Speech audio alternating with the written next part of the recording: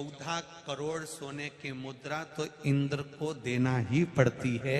एक पुष्प यदि देवाधिदेव महादेव को शमी का भूल से भी चढ़ जाता है तो उसका जो लाभ है, उसका जो फल है, उसका जो आनंद है, उसका जो एक आशीर्वाद है, वो 14 करोड़ स्वर्ण मुद्रा के बराबर होता है। तो चिंता मत कर। भगवान इंद्र ने उसी समय कुबेर को बुलाया, शमी के वृक्ष पर उसको बिठाया और बिठाकर शमी के वृक्ष से 14 करोड़ शमी के वृक्ष से स्वर्ण मुद्राएं प्रदान करवाई। वो स्वर्ण मुद्रा 14 करोड़ जब प्राप्त हुई तो कोस को दी गई। कोस ब्राह्मण ने उन मुद्राओं को ले जाकर वरतंतु ऋषि को दिया। वरतंतु ने वो मुद्रा पाकर पुनः राजा रघु को प्रदान कर दिया। राजन, मुझे तो केवल इस शमी की महत्वता को जानना था, इसलिए मैंने ये लीला रची थी। आपसे निवेदन है, जिंदगी में प्रयास करना। जब जब कहीं ऐसा तुम्हें महसूस होने लगे, जब जब तुम्हें ऐसा लगने लगे, ऐसा लगे आपको कि जीवन में संपदा की, वैभव की थोड़ी सी कमी सी लगने लगे, तब प्रयास करना।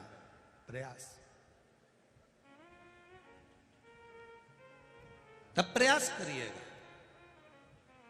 कि कहीं नहीं जाना। एक शमी का पुष्प आस्था चैनल पर आप लोग दर्शन कर रहे होंगे, नीले कलर का एक सुबेरे कोई पत्रकार बंधु भी हमको ला कर दिए हैं शमी का पुष्प।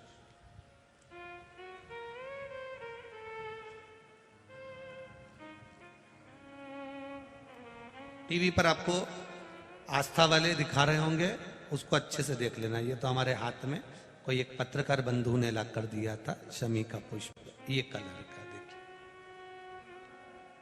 हाँ आप ही लाए थे उसको, साधुवाद था आपको।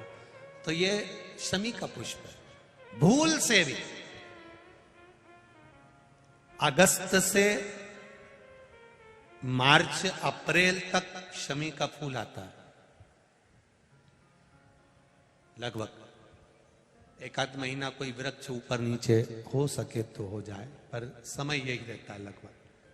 प्रयास कर, एक शमी का पुष्प भी अगर भूल से भी देवाधिदेव महादेव को समर्पित हो जाता है, शंकर भगवान को भूल वश भी चढ़ जाता है, तो व्यक्ति खड्डे में नहीं गिरता, अगर गिर भी गया तो उबर कर वापिस बाहर आ जाता है।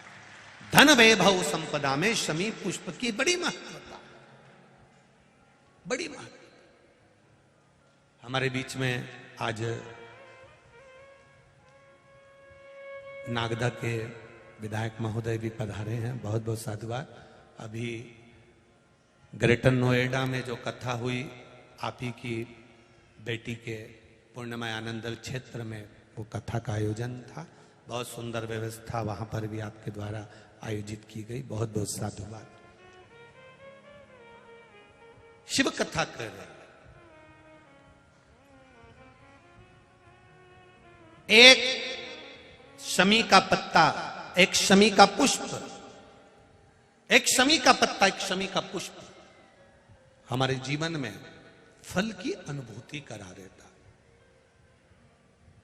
कौस ऋषि ने वर्तंतु, कौस ब्राह्मण ने वर्तंतु से कहा, गुरुदेव मैंने आपको ये 14 करोड़ स्वर्ण मुद्राएं प्रदान कर दी है, मैंने आपको ये 14 करोड़ सोने की मुद्राएं दे दी है गुरुवर। अब आपको गुरु दक्षिणा में कुछ देना तो नहीं रह गया। गुरु जी ने कहा, नहीं कौस, तुमने इस शमी वृक्ष की महत्वता को आनंदित कर दिया और राजा रघु ने इस शमी वृक्ष की मूलता को दर्शा दिया, इसलिए संपूर्ण विश्व में फिर स्मरण रहे। कई लोग शमी को खेजड़ी कहते हैं, बिल्कुल सही नाम है। राजस्थान में इसको खेजड़ी कहते हैं, कांटे वाला पौधा होता है, ऊंट भी इसको खाता है और ये कांटेदार पौधा है, पर ये शिव को प्रिय है, शनि को प्रिय है, गणेश जी को प्रिय है।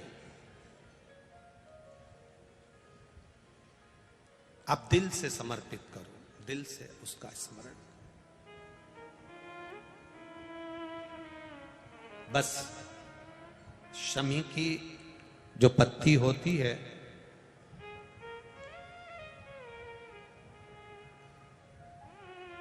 शमी की जो पत्ती होती है,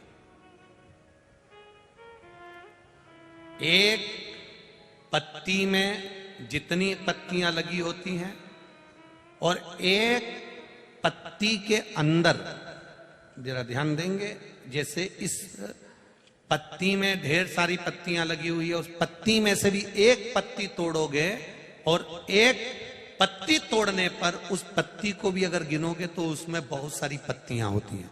आज प्रयास करना, अगर कहीं आपको शमी की पत्ती मिले तो जैसे ये पत्ती, इस पत्ती को तोड़ा गया, इस पत्ती में से एक पत्ती निकाली गई और एक पत्ती निकालकर आप धीरे से रखना, और उसमें भी बारीक बारीक बारीक बारीक बारीक बारीक बहुत सारी पत्तियां नजर आती हैं। शिव महापुराण की कथा कहती है, जो सोमवार की अष्टमी हो या प्रदोष का व्रत हो या 12 महीने की शिवरात्रि हो या किसी भी दिन प्रदोष काल के अंतर्गत शंकर भगवान को एक शमी का पत्ता कोई भूलवश भी समर्पित कर देता है, तो जितनी एक पत्ती में पत्तियां होती है और उस पत्ती के अंदर भी एक पत्ती को तोड़ने के बाद जितनी पत्तियां होती है, उतने जन्म मृत्यु लोक में मनुष्य के नहीं होते। 84 लाख योनियों में से वो योनियां कट जाती हैं और देव योनि प्राप्त हो जाती है। एक शमी पत्र की इतनी महत्वता है,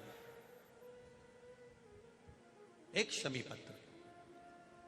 आज के जमाने में दुनिया के लोग भक्ति तो करते, कई लोग कहते हैं हम 2 घंटा भजन करते हैं, हम 3 घंटा भजन करते हैं, हम 4 घंटा भजन करते हैं, हम 5 घंटा भजन करते हैं, हम 6 घंटा भजन करते हैं। पर कोई तुमसे कहे कि तुम्हारे हृदय में भक्ति कितनी आई, भजन का भाव कितना बड़ा, स्मरण कितना बड़ा, वो ज्ञात नहीं होता महाराज।